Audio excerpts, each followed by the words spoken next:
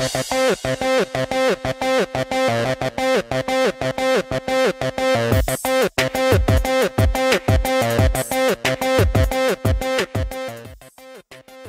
po sa Pinoy Scoop.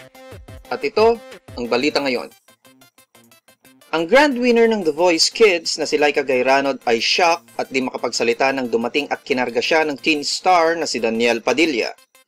Sa episode ng ASAP noong linggo, sinorpresa ni Danielle si Laika habang kinakausap siya ng host na si Alex Gonzaga kasama ang kanyang kapwa Final Four.